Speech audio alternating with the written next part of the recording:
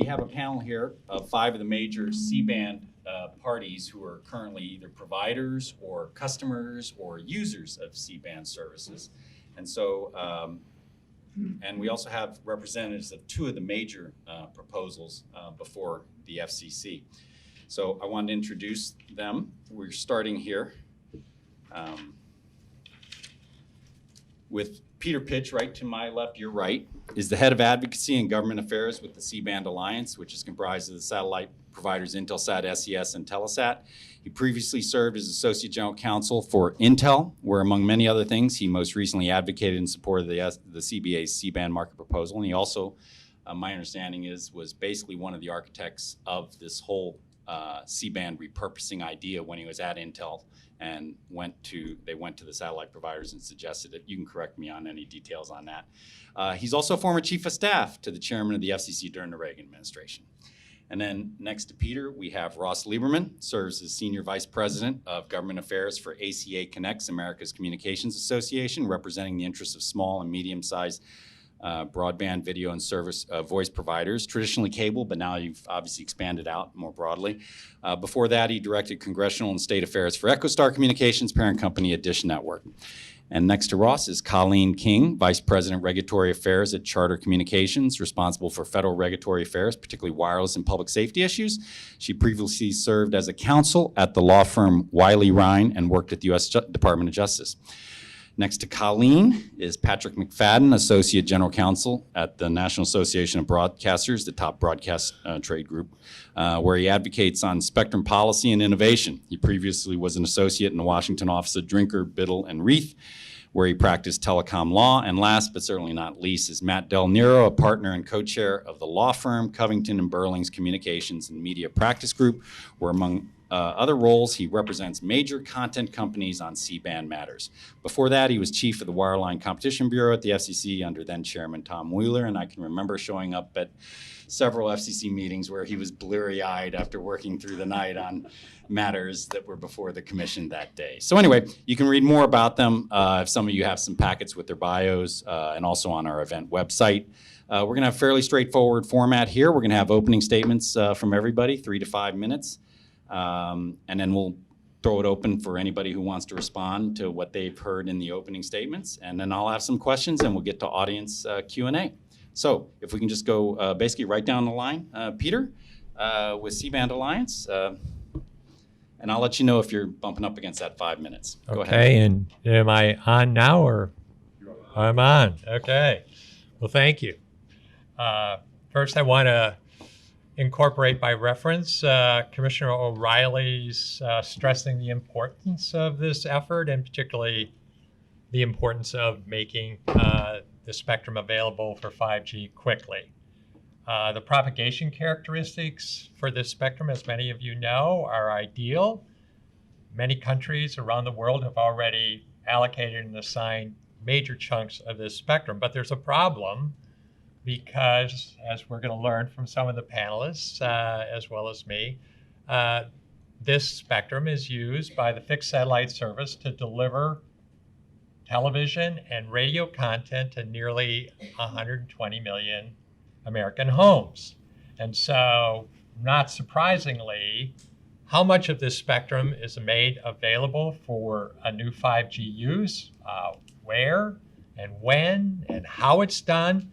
These are extremely difficult questions and a lot's at stake. First off, billions of dollars in GDP a year. Economists estimate $50 billion a year. The future of 5G in the US. But protecting existing users, making sure, as I like to put it, that folks still get ESPN and NPR in rural areas as well as cities. All of these things hang in the balance, and this situation cries out for a bottom-up, decentralized, market-driven process, and that's exactly what the C-band proposal provides. The CBA members know their customers, they value their goodwill, they know them better than anybody else.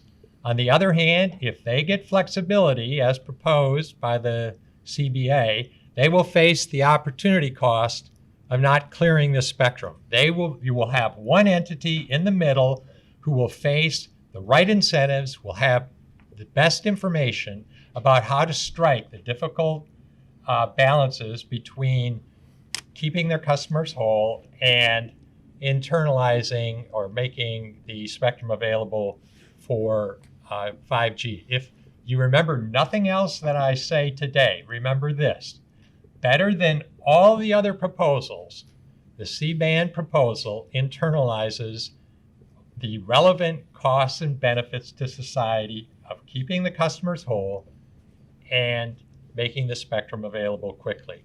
Now, just a little bit of history. In the spring of 2017, when I was at Intel, we did actually approach the satellite companies. We recognized the existing use. It was extremely valuable, but we thought there was an opportunity for a win-win situation. In other words, they didn't have to lose for 5G to win.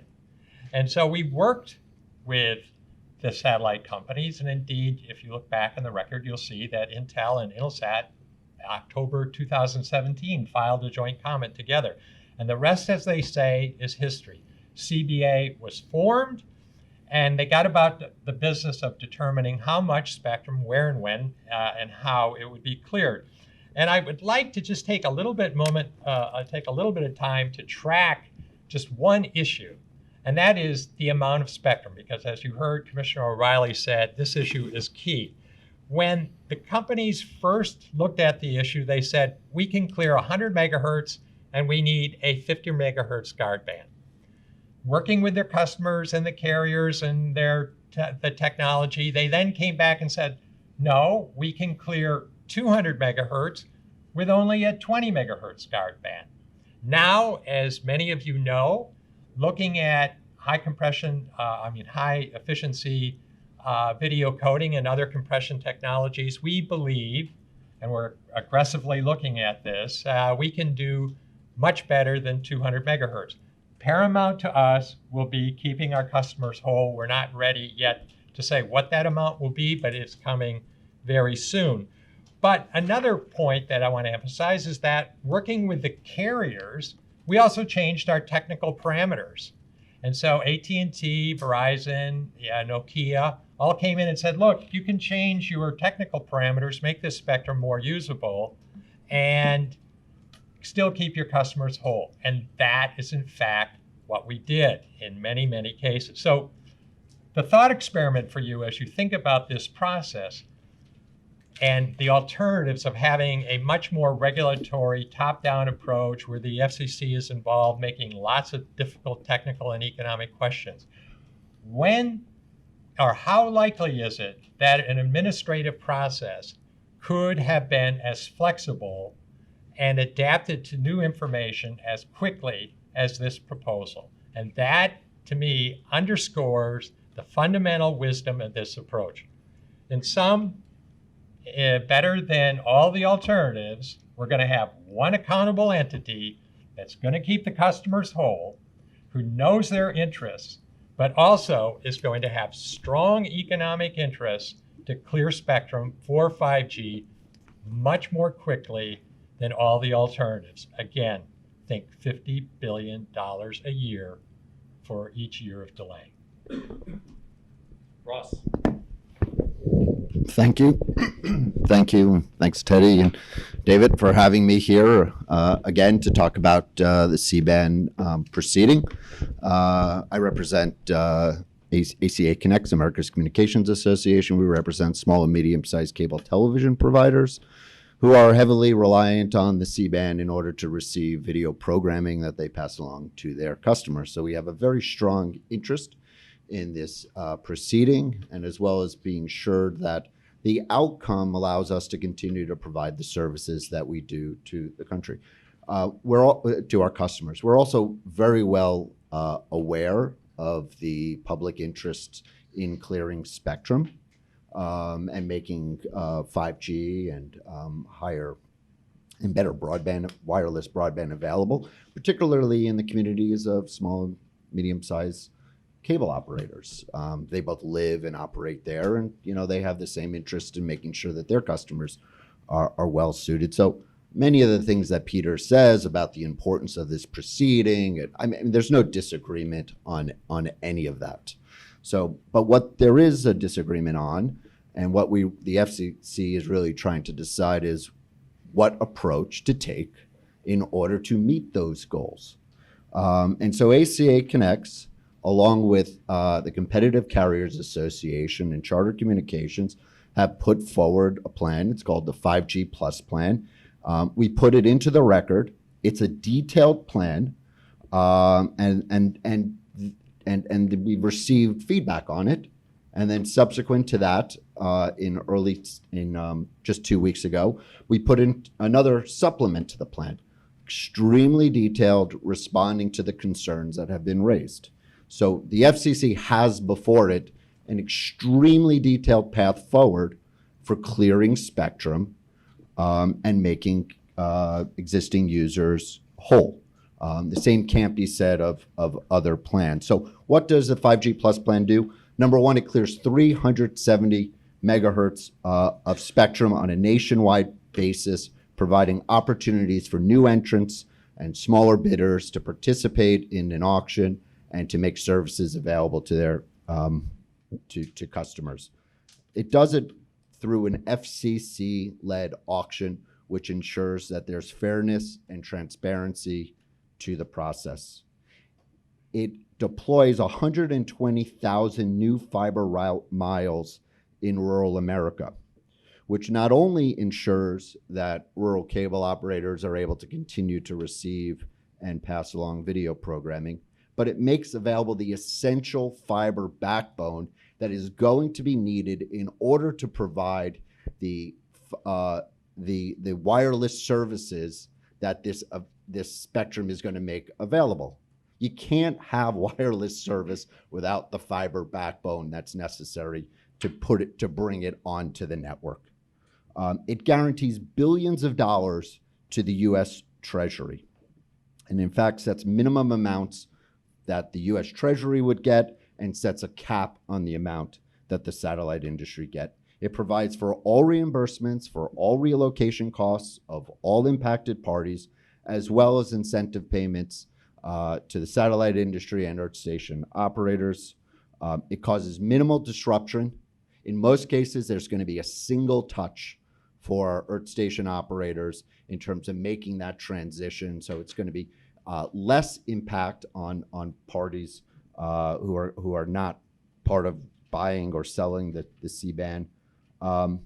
It can do it, the 370 megahertz in as fast as CBA in most markets. It has a strong legal underpinning, so it's going to be more bulletproof if it's challenged in the court. And it provides all the proper technical protections for 5G from 5G interference for C-band users. So it is a detailed plan that gets us from point A to point B. It meets the Commissioner O'Reilly's and the other commissioners' assertions that we have to clear more than 300 megahertz, and it's ready to go. We've done the homework.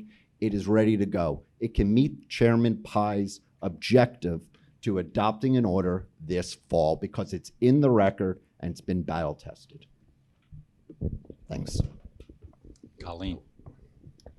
Well, thanks very much, David, and nice to see all of you for a C-band panel. I'm excited to be invited back. Charter is really interested in this proceeding because we're more than a cable company, we're a connectivity company. Since 2014, we've invested more than $32 billion in our infrastructure and technology. In 2018 alone, we provided additional broadband to nearly 500,000 additional homes and businesses, and a third of those new homes were in rural areas. And also, we are moving into the wireless space to improve our connectivity. So just last year, we launched Spectrum Mobile, which is an MVNO partnering with Verizon and using our extensive Wi-Fi infrastructure. So both a kind of a cable company providing video and also moving into the wireless area, the C-band is really critical to our path forward. As a cable provider, we have over 16 million homes and almost 500,000 small and medium businesses that we serve using C-band right now. But in looking at kind of our path forward in our wireless business, there's no avoiding the fact that C-band is critical to 5G mobility. So as Charter, we really had to look at what the best path forward was. It makes our video people really, I have sympathy for their interest because, moving off of C-band is not something our video programmers wanted to do. But when ACA approached Charter with their plan, we really think that in looking at it carefully, that it meets our requirements. It provides more spectrum, which allows more opportunities for 5G spectrum for others and for competition. It also provides fiber, which we think will future-proof our video system going forward. So as you move to 4K and 8K and all these and beyond, and the capacity that it's going to require, fiber is really what's going to be necessary in the future. And this provides a path to do that, and it provides enough funding to make that fiber redundant and reliable. It also protects incumbents. I think Ross has gone through how all incumbents would be protected. And it also provides money to the U.S. Treasury. So in looking at the 5G Plus plan, we appreciated all the pluses that come with how this plan could be rolled out. And so as a company, really in the middle of this and uniquely situated to look at all sides of it, this is the plan that we thought was best to move forward with. So I'll leave it there and happy to answer questions. Yeah, great job. So now we'll move on to Patrick with National Association of Broadcasters. Thank you, and good afternoon. The central challenge before the FCC in this proceeding is figuring out how to allocate mid-band spectrum for mobile broadband use and how to balance that with the need to protect the content delivery ecosystem that over 300 million Americans rely on today that relies on that same spectrum.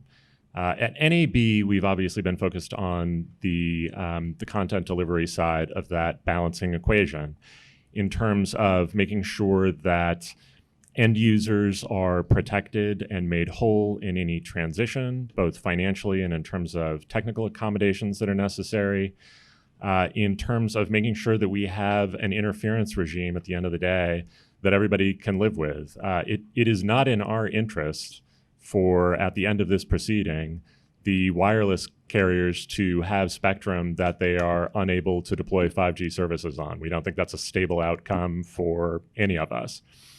And finally, maintaining in sufficient spectrum remaining in the C-band to allow the continued delivery of content services. The fact is, from our perspective, from our members' perspective, the C-band is unmatched in terms of its ubiquity and reliability.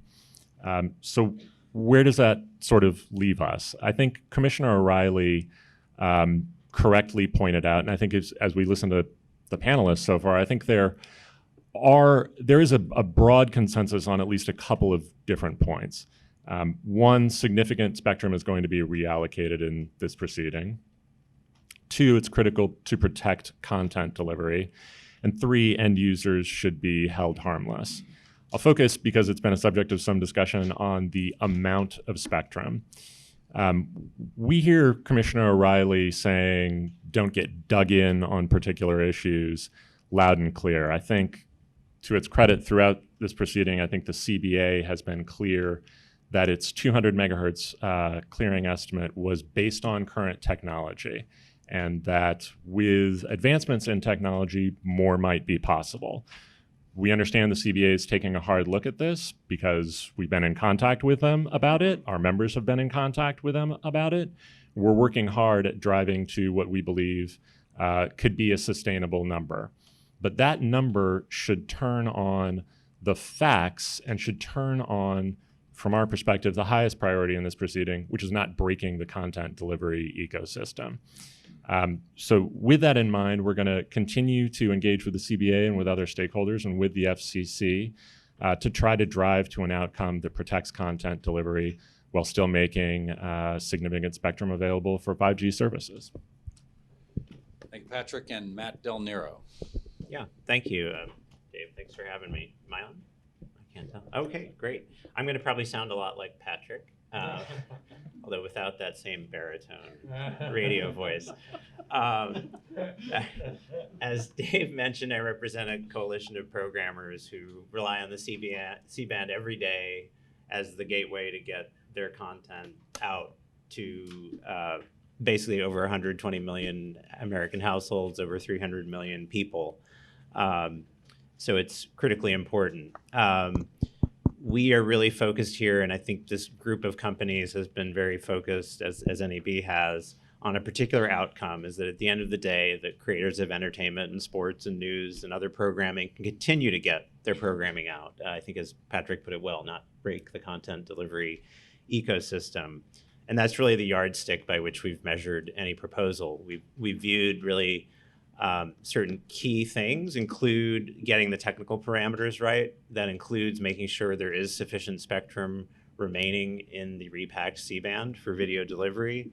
It includes, frankly, not introducing new variables that are going to make things even more difficult, such as putting fixed point to multi-point links in the band. We already have a very difficult reallocation process before us. I think adding new fixed links would make that even harder. And we've put some other things on the record, such as FCC's ongoing oversight and enforcement of any regime is really important. To be clear, we do believe spectrum can be made available. I think everyone's agreed that there's a win to be had here for wireless, a win for 5G. But it's going to be a major undertaking. Virtually every major spectrum reallocation that has been done has been more complex in practice than predicted on paper. I was noticing in the October FCC open meeting, if there's an item on the 800 megahertz rebanding and expediting it. For those of you who worked on that, you'll remember that started in 2004 and was supposed to be done in 2008. It's not for any lack of trying or lack of good faith on anyone's part. It just turns out to be a lot harder than you think it will be to do these kind of reallocations.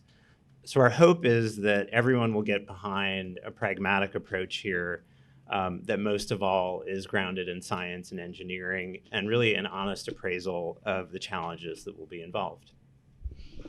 Okay. I wanted to give any of you a chance to respond or rebut anything you heard from your fellow panelists. And I'd also be curious if Peter, you kind of hinted at this, that you're working hard aggressively to clear more spectrum, and you expect to have something really soon. If you can at least kind of outline the major challenges in doing that, in terms of trying to make more spectrum available, if you can flesh that out just a little bit more, and anyone else who cares to react to that. So our approach will make spectrum available nationwide, rural and cities. The first 200 was accomplished by... Oh, sorry. Okay. I'm not going to repeat that unless someone really wants me to. We're looking at making 100 megahertz available in 18 months and 200 in 36 months or 3 years, and now we're considering more.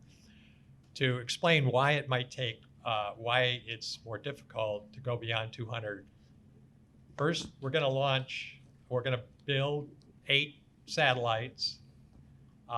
There'll be some ground spares, but 6 of them at least will be launched. We will deploy tens of thousands of filters, which we have already had designed and are prepared to manufacture and install, and have made clear to all our customers exactly how we would do that. So to a large extent, for the first 200, I think it's fair to say the customers don't have to do, and their customers don't have to do much more than show up.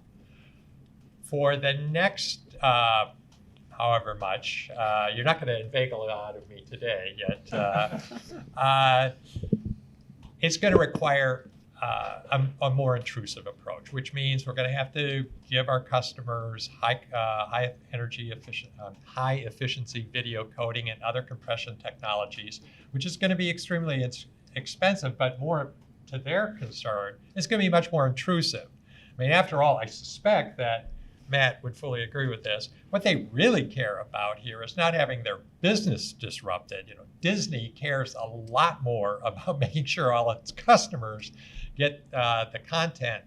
And so it's going to be crucial for us to demonstrate to them that, in fact, not only can we pay for all that additional capital, and not only will their operating expenses be lower, but that, in fact, within 3 years, we can deploy that equipment so at the end of the day, they are kept whole. And as I think it was Patrick said, and I fully subscribe to this, the approach here should be, and it's certainly the approach taken by the CBA members, we're going to look first, it's paramount for us to make sure our customers are kept whole. Then we're going to free up spectrum. Further responses, we can go down the line if you want. Ross? I mean, I think we just heard that one of the primary distinctions between the CBA plan and the 5G Plus plan. The CBA does not have a plan for clearing anything more than 200 megahertz. And we're October 8th, and the FCC wants to make a decision in December. And we heard from the content companies, and I could tell you from my members, that what they're proposing is complex. And there's absolutely nothing in the record explaining how any of this is going to be done. And my members, who we agree it's important that they're going to continue to get the service, no opportunity to review any of it, and we're going to rush to a decision by December. That strikes me as being highly concerning and would lead to sort of an so I just don't see how it happens at this point that the chairman is able to reach. And so we're waiting to see what this big plan is for clearing spectrum. I can tell you that my members have not been, I guess we've been not part of the group that's been briefed like the programmers have in terms of what this is going to mean. It's my members who are going to have to receive this high efficiency programming. So how do we know that this is even going to work? And when is the time going to come? So that's really the difference right now between what the CBA is saying and what the 5G Plus plan is. Because what we've done is we put in a detailed plan in July. We heard concerns from programmers. We talked with them. We talked with some broadcasters. We talked with fiber providers. And we responded by putting in an even more detailed plan outlining specifically how we were going to do all that. And it's open to response from programmers, from broadcasters to anybody else, so that the FCC is in a position today to make a reasonable decision on how to clear the amount of spectrum that all the policymakers need to do so. So I think that can't be forgotten, that there's a plan that's in the record and there's no plan, or at least there's talk of doing something that runs the risk that it's actually not going to work and consumers are going to be impacted by interference or by technical glitches and other problems. Colleen, anybody else?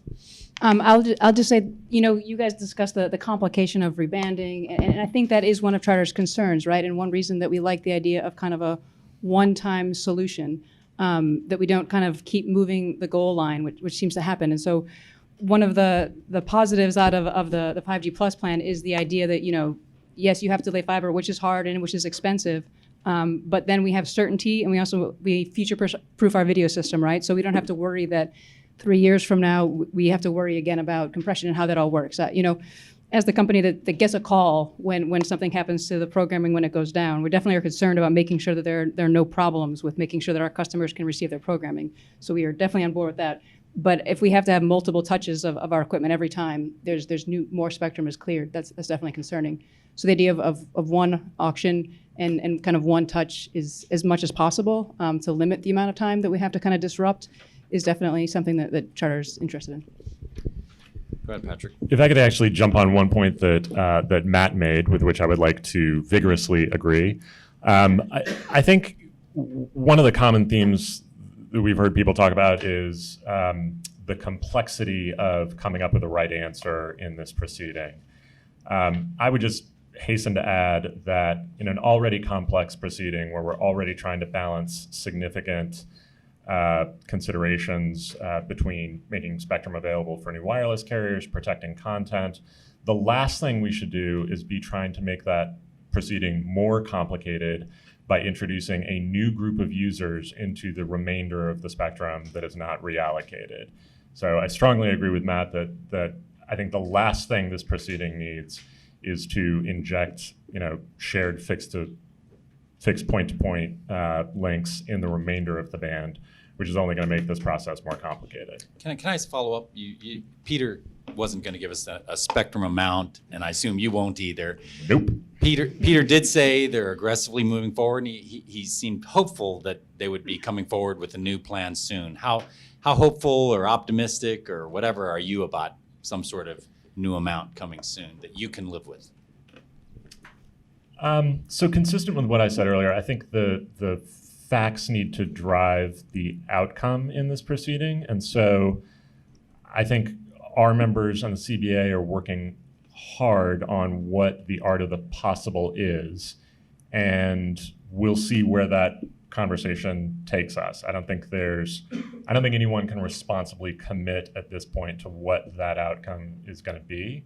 And candidly, with all due respect to Peter, whether or not we're going to agree on it. So we'll have to sort of see where the facts take us in that Okay. case. Let Matt please. let Matt respond, and then I would just Peter be seemed to want repeating to what say Patrick said. So. something. Okay. Peter, did you want to add something? We're going to strive mightily to make Patrick and his members and Matt and his clients happy here. And to answer Ross, with whom I've debated this issue numerous times now, and Colleen as well, this high compression, this high efficiency video coding and these compression technologies are not cold fusion, right? They're already used by numerous companies. This is where the industry is going.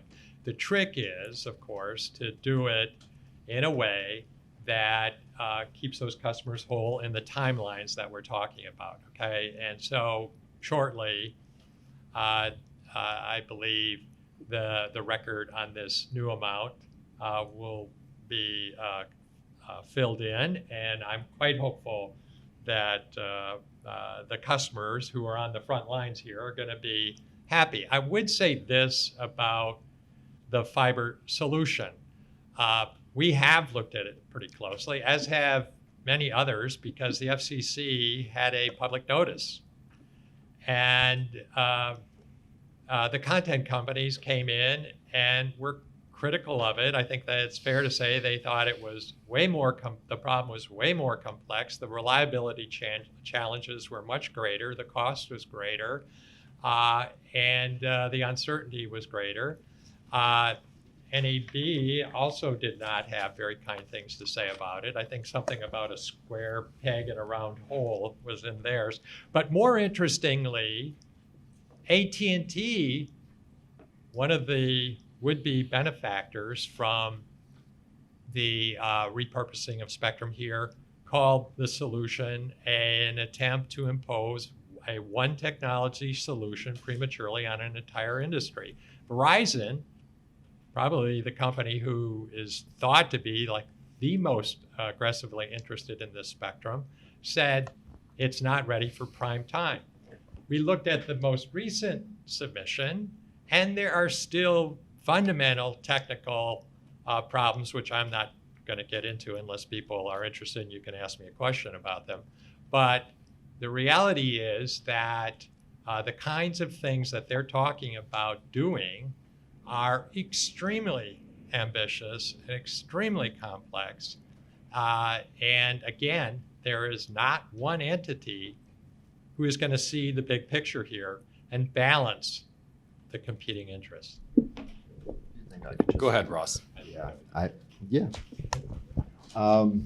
So Peter talks about not wanting to be forced into a particular technology, except forcing us onto higher efficiency compression is exactly doing the exact same thing. And the HEVC or this other higher compression is not widely used. It's really experimental. It's a limited use in MVPD linear delivery. There's some internet uses of it, but in terms of cable operators, it is MPEG-2, it is MPEG-4. And so it's really untested And I talked to my members about equipment that would be available, that would be able to do all this. It's not widely available. It's also contrary to the direction that the programming industry is going in. The reason to use higher compression is in order to offer higher quality signals like 4K or 8K. Except the proposal, as far as I can tell, is to use higher compression in order to reduce the amount of bandwidth that would be available. This really locks in the quality that customers would get, if not, in fact, degrades the quality, particularly when it comes to sports. And to use higher compression and at the same time squeeze it into 300 to 200 megahertz means future growth on the C-band is unavailable. So when it comes to offering 4K or 8K or next generation services, it's not going to be able to be done on the C-band. It's going to have to be done via fiber. And guess what? It's going to be the urban areas with the fiber availability that's going to be able to get it. And now it's going to be rural areas that are going to be lost in terms of being able to get any of the advanced services. So there are some major problems. It's not so simple as, oh, we're just going to go to higher compression and that's going to solve all the problems. There are some serious issues that have to be worked out, and to be putting something in at the last hour of a decision to say, here's the solution, seems highly irresponsible to be moving forward on. The time for coming up with new solutions were months ago, not at the last minute. Can I just respond to that? Sure. I'm a lot more interested in getting the answer right than when we come up with the right answer. I don't care when in the proceeding the right answer is put forward. I just care that we get to the right answer that protects content delivery. That's far more important to me than when that is submitted in the record of the proceeding. Yeah, I would just echo that. I think both plans that we're talking about right now effectively are coming after the end of the comment cycle, and that's fine. I think we do want to get this right. I've appreciated that CBA, I'm glad they didn't just put in something in the record that says we're going to make X megahertz additional available and we'll figure out how to do it later, or that would not have been helpful. I think, I'm also appreciative. I told Ross, I think they've put a lot in the record as well. So this isn't one of those proceedings where there's just, no details in there. I think sometimes when I hear about the push towards, well, is it going to be November, December, I worry as well that that's kind of an artificial deadline, and that in the interest of just getting something done by December, it's not going to be done right. It kind of reminded me of, when you're having your house redone and the contractor tells you can have it fast, good, or cheap, 2 of the 3, but not all 3. I mean, here it's like we're talking about getting more spectrum on the table than 200. We're talking about doing it quickly, and we're talking about not breaking the content ecosystem. And sometimes I feel like it's being put as, well, you can get 2 of those 3. I would rather see quick at least moved a little bit down. If it's a February order, so what? If it makes the right amount of spectrum available and protects the content ecosystem, why would you rush that? Well, Chairman Pai is known as often getting what he wants at the FCC. Have any of you, I know you don't want to speak for him, is that a realistic possibility you're going to need some more time? I guess it sounds like this is a very complex proceeding, highly technical, lot of issues to work out. Kind of the takeaway I'm taking away right now from hearing this is Peter says it's coming very soon, and obviously you guys aren't going to sit here and negotiate, but is it realistic that we're going to get this done by December? Can you give us any sense as to how, particularly you two guys, view that effort? I mean, you seem to be getting a little squishy there, Matt. Well, I certainly don't control the calendar for the commission. I think, again, we want to be sure we get it right. I don't want to let the perfect be the enemy of the good. I think if it takes a little bit longer, it's worth taking the time. And I certainly don't think either one of us is suggesting that based on what we know, the FCC needs to slow down Sure. at this point. I think it's fair to say the FCC has been moving as quickly as it responsibly can throughout this proceeding. And if we can get to the right answer in November, that's great. I'd rather work on other things. If it takes till December, that's fine. But I don't think we should sacrifice, exactly as Matt said, I don't think we should sacrifice getting the best answer if it means a January order instead of a November order. Okay. Any other comments on the spectrum amount and the basic repurposing? I mean, it's obviously very involved and we'll be dealing with going forward, but there are other issues we can raise. Anybody else want to weigh in on that issue? Okay. Did want to at least get one more question in before we open it up to the audience. C-Band Alliance argues that time is of the essence and a private auction would speed the reallocation of C-Band spectrum and put it to work for 5G much faster than a public auction. Commissioner OReilly seems to basically agree with that concept. So I'd be curious from anyone here, how long do you think it's going to take to hold a private auction versus a public auction realistically? And also, what further steps might there need to be following an FCC order to get that done? We've started with Peter. Why don't we give Ross, do you want to take a crack at that first? Ross or Colleen, either one of you, in terms of timing of private versus public auction and any other steps that might be needed. Is it? Well, I'll answer to the, on the auction, we have, filed in support of an FCC or an auction. And I think the reason that that's important to us is this is really critical spectrum. And the FCC for years has been holding very successful auctions to make that spectrum available. So when you come to this critical band of spectrum, using an untested method, has risks and has legal risks. And when you talk about getting that spectrum into the hands of wireless carriers as soon as possible, concerns about litigation, if you use an untested way, definitely concern us. So we have suggested that the best way, the fastest potentially way to do this is for the FCC to focus all of its resources. They are auction experts, and for them to use those resources and their existing authority to run an auction. We think that there's ways to make sure that everyone's kept whole, that there are payments to satellite providers, even using existing authority. So we think that that's, definitely there's authority on the record right now without any act of Congress in order to do that. So I'm not sure how fast they can go. I mean, I feel like if you commit the resources, it's great. We would love for it to happen quickly. And we are concerned that in a private sale, that there will be objections raised and it will slow down the process. So that's has been our approach on that issue. Well, let the record reflect that I let Ross have a chance. I think it's clear that a public auction would take 2 years or more longer than the private sales process we're envisioning. I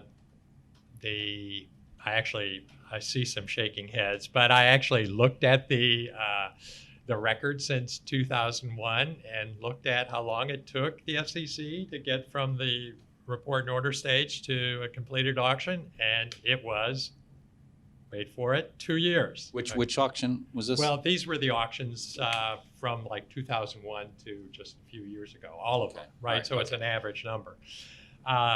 Let's not forget, we're also in an upcoming election year, right? Casting still more doubt on this whole process. Whereas if the FCC moves this fall, which we're hopeful,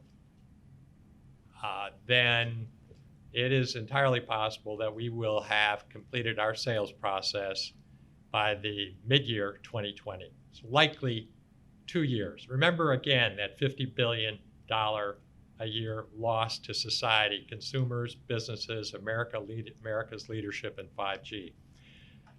As to this legal uncertainty issue, I'll just briefly say I've looked pretty carefully at the 309J1 and 309J16E arguments, and if people are interested in hearing about them, I'm happy to get into it. But to me, it's pretty clear that the Congress, when they passed the statute giving the FCC authority, not only wanted the FCC to have the ability, it wanted to make it clear to the FCC that they wanted it to consider alternatives to competitive bidding to avoid mutually exclusive situations. To me, the legal questions are basically misplaced or are not that persuasive. Indeed, if they were all that credible, the carriers who most want to see this spectrum in the marketplace quickly wouldn't be supporting the CBA approach because they would fear that it would be delayed. Our process on the auction is going to be open, transparent, competitive. The last thing I want to say is remember the point about incentives. Not only are CBA's incentives such that we want to make sure our customers are whole and that we don't screw up some technology solution, but we also want to get the spectrum in the marketplace quickly. None of the other approaches has an entity who's internalizing the cost of delay to society from not getting this spectrum in the marketplace quickly. If there's a 2-year delay, that cost is going to be borne by a larger society, but there is not going to be one entity, either at this table or in the audience, who's going to bear that cost directly. Do Ross or Colleen, do either of you dispute that 2-year time frame, or does anyone else have any thoughts on how long it would take?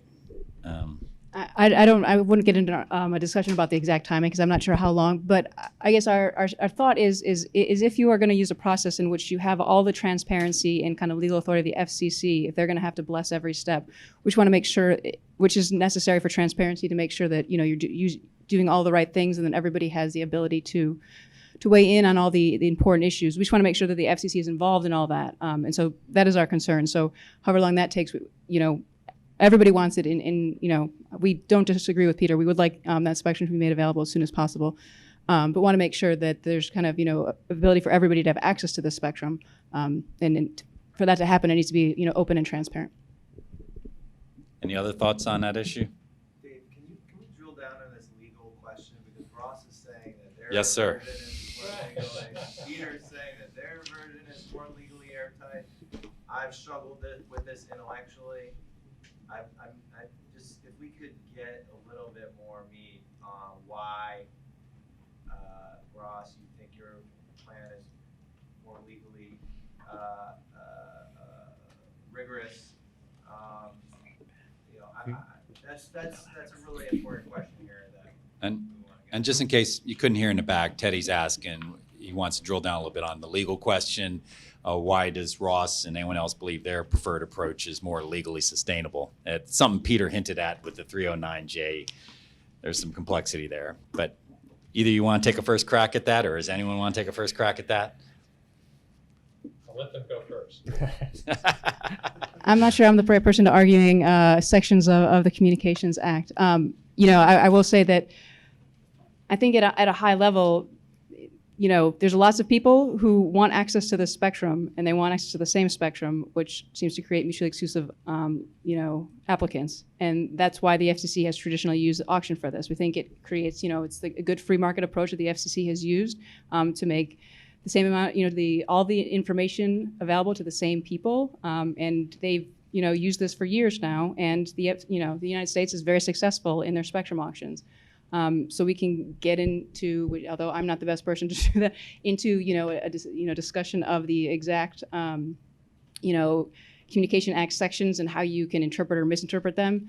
But we just think that when you get down to it at a high level, you really want something that is the most legally sustainable and that will cause the less opportunity for delay. But that we have filings with more sites in it, and I'm happy to provide that to you. Well, I'm happy to give you chapter and verse. So 309J1 is the provision that conditionally gives the commission the authority to hold auctions in mutually exclusive situations. Okay, it's conditional. If you look further in that section, and if you've done this already, forgive me, but you look at 309J6E, it says very specifically, nothing in this section, 309J, shall relieve the FCC of the obligation in the public interest to use engineering, negotiation, threshold obligations, service regulations, and other means to avoid mutual exclusivity and licensing. And our argument is, given the tremendous public interest benefit in expediting the availability of this spectrum for 5G, it's very much in the public interest and almost legally, I think it would be a very uphill challenge to persuade a court that, in fact, the commission, given the conditionality of that 309J1, didn't have a public interest finding for it. And just let me tell you, you probably don't know this about me. I'm very old. I was at the FCC, one of the earliest proponents of using auction authority. I was there in Chairman Dingell's office arguing in favor of auction authority. And I know that later in the Clinton administration, when that statute was passed, it was very clear that Congress wanted to protect or didn't want the FCC just to be chasing dollars. And one last thing, if you look at the 28 gigahertz proceeding, the 37 to 40 gigahertz proceeding, there in the Obama administration, Chairman Wheeler, a position we very much supported back when I was at Intel, gave the existing licensees in those bands flexibility to make their spectrum available for terrestrial mobile, and indeed, that's what they did. So I didn't hear any big legal disputes back then. Conceptually, it's the same legal argument. I'll just briefly say it's a novel approach, and it's going to be challenged. And the courts will have to decide on this novel approach whether or not it's consistent in the law. And that I think the next speaker, Michael Calabrese, can speak very much to this issue, probably certainly better than I can on the legal authorities. So the value of the spectrum to the carriers. So I think one of the great arguments in favor here is that, in fact, this approach is going to be the one that's most decentralized, most bottom-up, and is going to deliver the optimal amount of spectrum for 5G where and when it's efficient. So are you saying you're going to stand in for the public in making this determination between selling off the spectrum? And I find that hard to believe that a company with shareholders are going to be making decisions that are in the best interest of the country rather than in the best interest of their shareholders. And when you have a company like Intelsat, who has huge amounts of debt and are heavily dependent on the proceeds in order to avoid bankruptcy, that their decision making is going to be based on what's best for the country and not what's best for themselves. So this logic that you guys are internally figuring this out for the benefit of the country seems to be hard to believe. So if I could jump in for a quick second, I think ultimately the party that's going to decide what's in the public interest in this proceeding is the FCC. Yes. And in addition to the considerations of speed and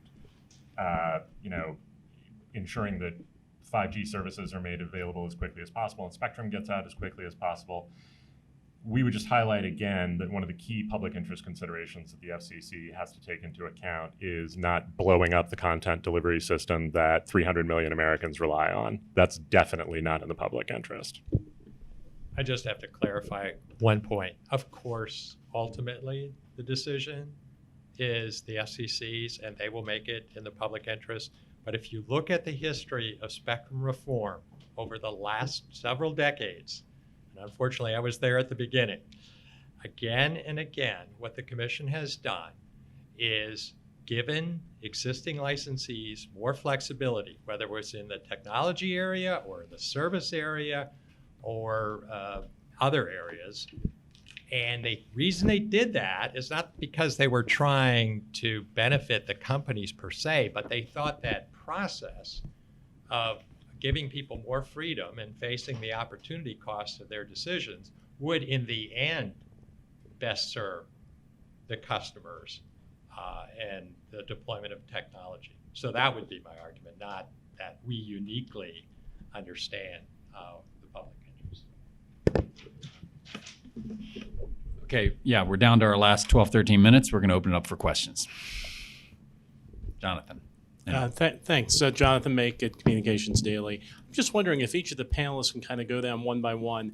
Who supports what plan and who has been talking generally with everyone else? So we've heard some issues in this proceeding about, programmers aren't being, talked to sufficiently with regards to some of the plans that have been proposed. So can we just at a general level nail that down, the extent to which programmers are involved in the consideration of the 5G Fast and the CBA and any other plans, and the extent to which the various stakeholders, including the carriers and satellite operators, support the different plans? I think that'd be helpful. Peter, you obviously support your plan. Well, I was going to defer to the group down there first. Well, I'm happy to take a shot at it. Just, I first want to say we've talked a lot with CBA, with individual satellite companies. I think, ACA has also made itself available. So there's been no issue of, at least from my point of view, of having difficulty in getting information and an exchange of views. In terms of the content companies, we've been on the record essentially supporting the 200 megahertz plan that CBA has had on the record. We haven't gone on the record in terms of supporting any other plan at this point, but obviously a lot is in play. Much like Matt, from NAB's standpoint, we've been supportive of the 200 megahertz clearing plan. We've been talking to everybody. Ross and Colleen made it abundantly clear that they're happy to hear from us with any concerns or questions we have. So I don't think we're having trouble getting information from anybody. And that's certainly true of the CBA as well. So as far as endorsing another plan, we still need to sort of see the facts develop before we can do that.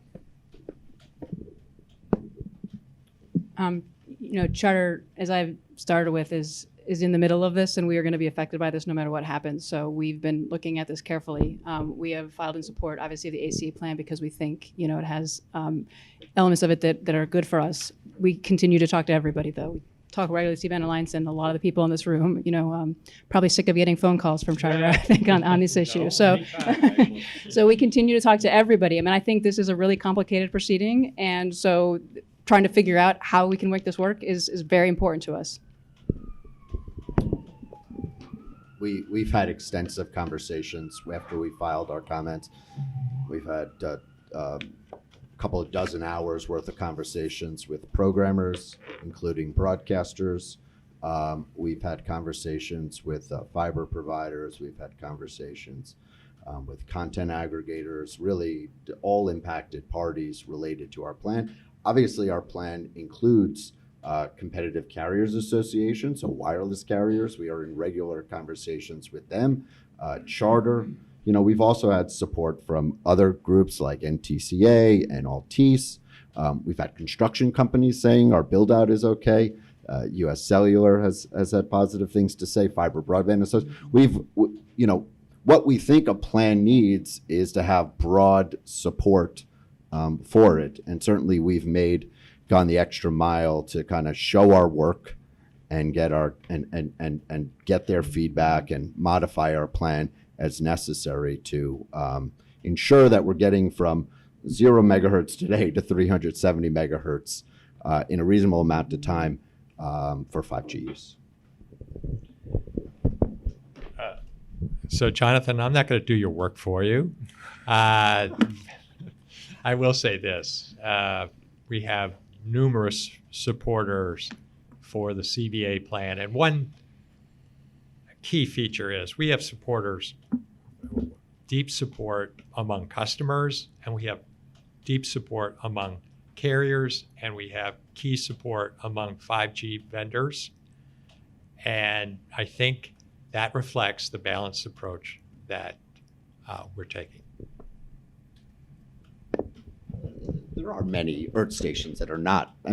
I would say that there hasn't been a lot of communication between the satellite industry and the cable industry, particularly smaller cable operators in rural areas who would be impacted by this plan to migrate to higher compression and other things like that. We would welcome that outreach so that you can understand what it would mean, but we just haven't received it, unfortunately, and we would welcome it. Ross, I don't know how you can say that. I've spent at least 1 hour in your conference room.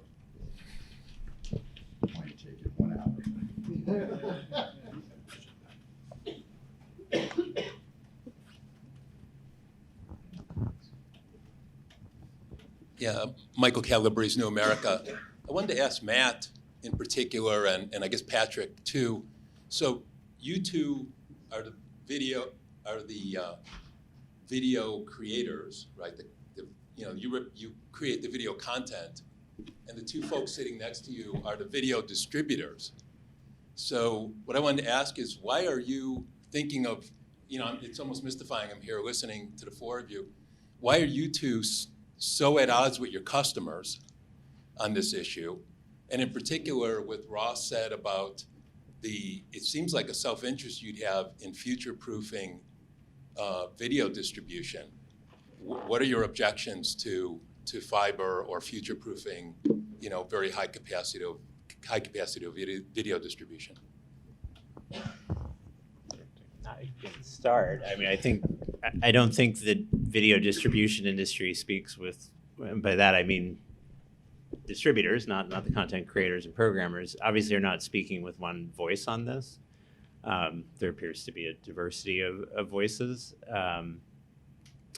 So I don't think I would say that we're at odds with our customers. The other point that I think is important to keep in mind is actually we're focused on an outcome here. We want video delivery to continue without interruption and with the same level of reliability that the American public has enjoyed for many years. I think on that, there's a lot of alignment. There may be some different views as to the best way to go about that. But I think the ultimate goal of having video distribution continue without interruption and with the same level of reliability is a value that's shared.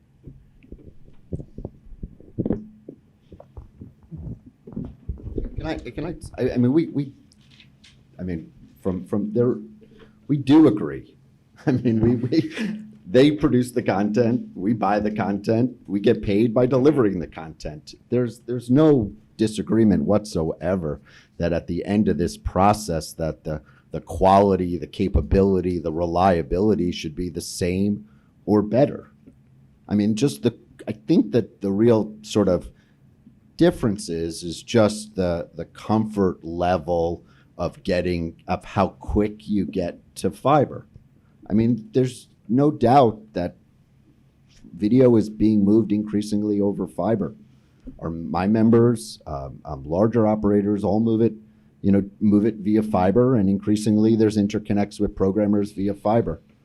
Just the question and I think the programmers long-term see that the solution that their business model is going towards fiber delivery. And I think just the question here more than anything is sort of how do we eventually get there and what the timing is. So I think there's a lot more commonality in the end goal than might be necessarily conveyed in the FCC's record. Jeff Carlisle with Lorman Center. Another question for Matt and Patrick. Now, you all said that you don't want to have fixed wireless in the remaining spectrum, and I get that you don't want that. But I guess charitably, the record's kind of thin in terms of why that's so incredibly difficult to do. And so I guess the question is this really a technical operational issue? Or are you saying that you don't want to do it because it's a policy decision you want the FCC to make?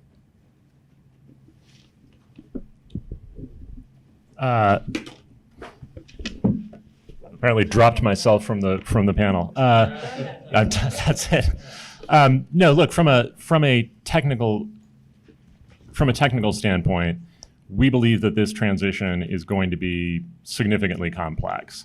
We think that introducing new complexities by figuring out how to work fixed point-to-point wireless links around Earth station users sort of freezing them in place without any ability to move earth stations or install new earth stations is a bad outcome. And ultimately, we think the FCC has plenty to work with in this proceeding without needing to try to figure out how to accommodate another user. And candidly, you know, the FCC, whether it's an FCC auction or a private auction, tens of billions of dollars are going to exchange hands to pay for spectrum out of the C-band. We think the FCC making the process of figuring out how much of that is auctioned more complicated to allow new users to use it for free is ultimately bad policy. If I could briefly add to that, I agree with what Patrick said.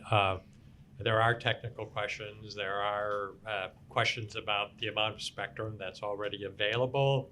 Some people say 650 megahertz is already available for this, but I won't make those arguments. The argument that I'm going to make boils down to two words: opportunity cost.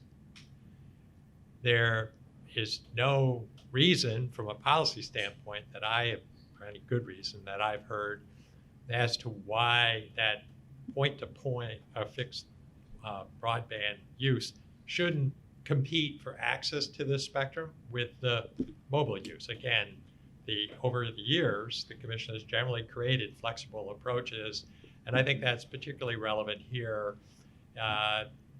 Those point-to-multipoint uses are welcome in the band, surely, but why they should get singled out for use or favored use here is not clear, particularly when, this might appeal to you, Jeff, they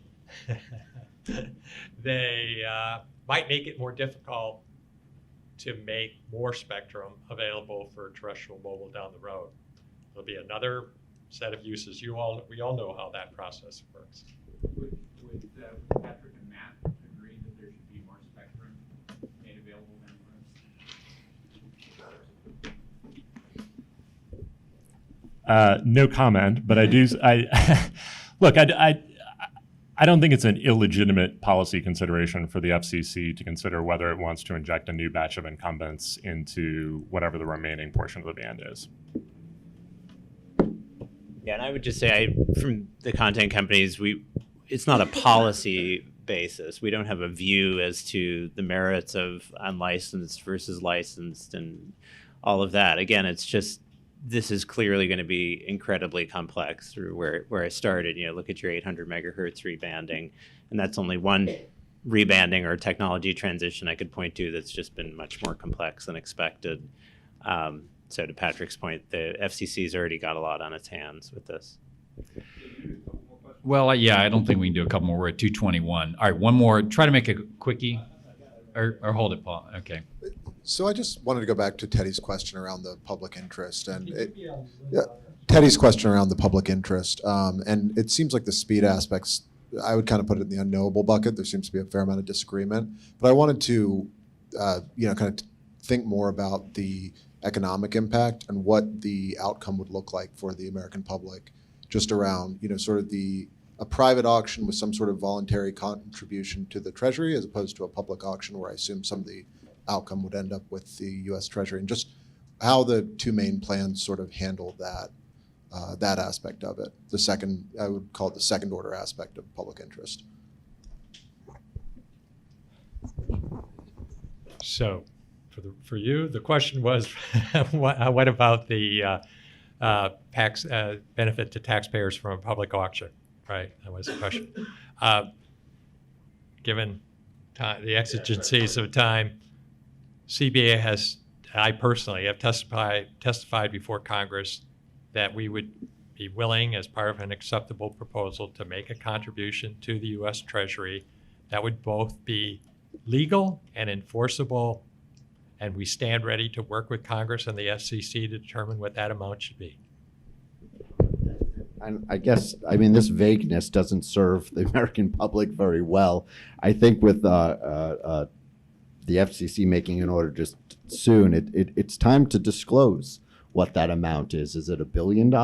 Is it $2 billion? How much money are we talking? Because I can tell you under the 5G Plus plan and a public auction, the money goes to the Treasury. Now, there's going to be an incentive payment that would be made to the satellite industry, but that could be a prescribed amount, and then the FCC can make it because they're best positioned to determine what's in the public interest and for the public. But these assertions, and I saw recently New Street came out with an estimate that the 200 megahertz would be worth $50 billion, and that the satellite industry would walk away with $38 billion. It seems incredible. And I know Commissioner O'Reilly has said he's okay with that. I don't think the American public is going to be okay with that. Don't think members of Congress. And so it's essential that we nail this down and we understand what exactly is a significant contribution. Under the CCA Connects plan, there's a floor on the amount that the U.S. Treasury should get and a cap on the amount that the satellite industry get, so that if there's the spectrum is more valuable than expected, that those excesses go to the American public and not to the satellite industry for spectrum that you don't own, that you're not currently using, and then expecting just to get all the proceeds from it. All right. This is the absolute last question. Paul, try to make it a quickie.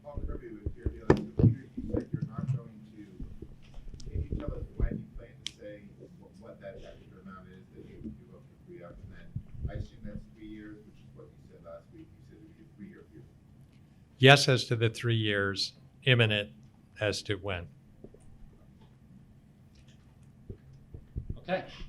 All right. That's about all the time we have. It's now